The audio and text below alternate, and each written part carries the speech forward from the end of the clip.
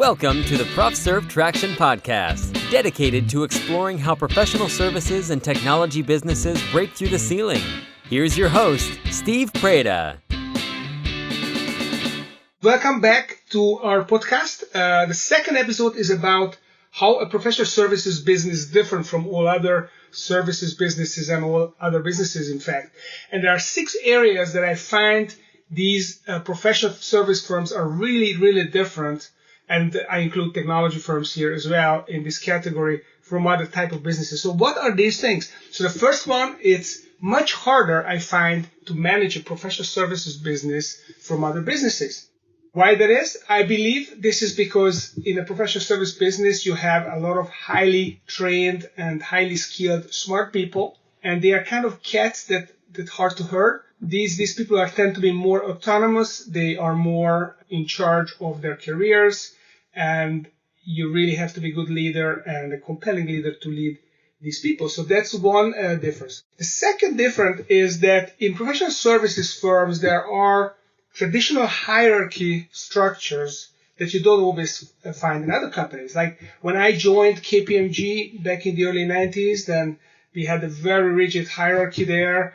We had the first year auditor, second year, and then you become a senior, and I think it was a assistant manager and then senior manager and partner. So that was the career structure, and it took someone from anywhere between 9 to 15 years to become a partner.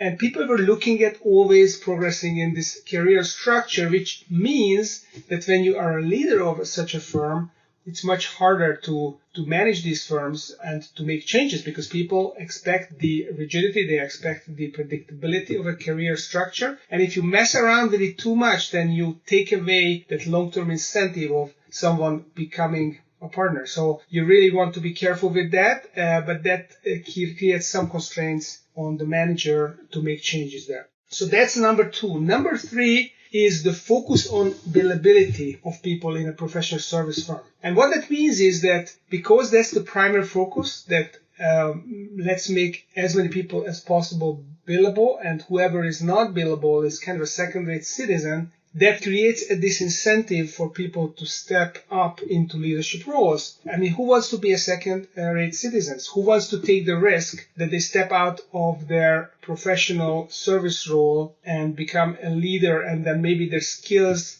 might lose some of their edge, or because they are not billing as much, they are seen to be by those professionals who are billing highly to be not as productive. There's a need to justify the value of the work of the leader. So that can be a real trap, and that can become a real disincentive for people to want to become leaders in these firms. And then you end up with these firms with no leaders. Everyone is just billing.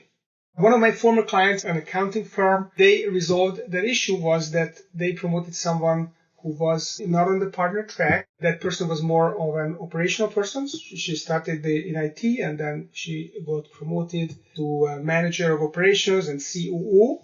And eventually they made her kind of the what we call integrator in entrepreneurial operating system parlance, integrator of the firm.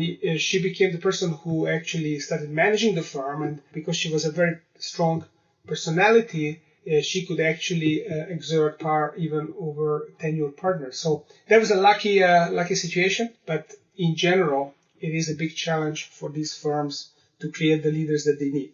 So that's number 3. Number 4 is the problem of some of these professional service firms, especially legal advisory firms, law firms, that you see that these people are really just a collection of solopreneurs. So everyone is serving their own clients. They are essentially eating what they kill. They lend their own clients and they serve their own clients. And yes, they cross-sell each other's services and specialties. But essentially, they see themselves as entrepreneurs within a cluster of entrepreneurs, like a group, like a network of entrepreneurs. And to manage these people and to actually lead these people and to unify their efforts so that everyone is rowing in the same direction and grow the firm and make the decisions for the greater good of the business, it becomes challenging. So that's the 4th difference, a collection of solopreneurs. Somewhat connected to this is that the ownership of some of these firms is also dispersed. So you have a partnership structure firm, which is a very common structure for these firms. And then you have all these people owning a piece of the firm. How do you remove someone who may not be in the right role, may not executing the function properly? How do you make changes there when they are the owners? And then you have to bring together an owner's council, and sometimes the owner council is going to override the decisions that the managing partner would be making. So it just creates more complexity. And sometimes when you have a very charismatic leader that will be able to override that complexity, but that's not going to be coded into the system. So how do you deal with that? That's a challenge. And then number 6, which is somewhat connected to this, is what I see. Some firms have too many people around the table, around the leadership. Because people are partners, because people are owners, or because they are high billing people in the organization and seen as very senior because of that, they cannot be left out of discussions and decisions. So they will be part of the group that makes decisions.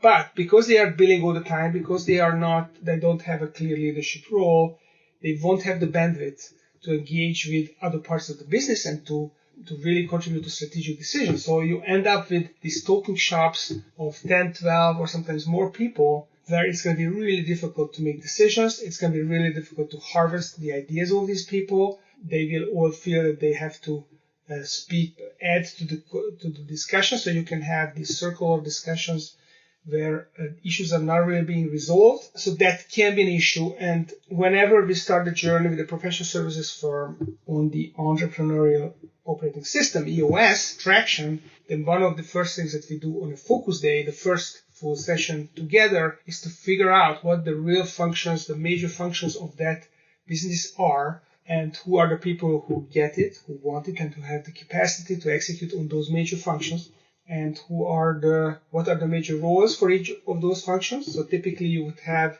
a business development function, you would have a delivery function, you would have an administrative function, you can have a finance function, and who are those people who are going to drive those functions? Maybe you have a marketing function as well. So what are the functions? Who are the people who are driving those functions? And how do you harmonize and orchestrate the energies of the key people in the organization so that you are moving the organization forward? You're not just a collection of solopreneurs billing $25,000 a month. It's very nice to do that, or $50,000, but how do you harvest the knowledge and energies of these people, and some of them, maybe not all of them, to actually figure out where to take this company next quarter? What's going to be our sales and business development strategy? What's going to be our marketing strategy? How are we going to upgrade our technology in this organization? How are we going to upgrade our skills to attract the right kind of talent to this organization? How are we branding ourselves? So what are we doing to move, to raise that ship forward? So these are some ideas about the differences between professional services, businesses, and other businesses. And that's it for today. Stay tuned, and I'll be back very soon. This was the ProfServ Traction Podcast with Steve Preda. To learn how your professional services or technology business could break through the ceiling with EOS, visit tractionequity.com.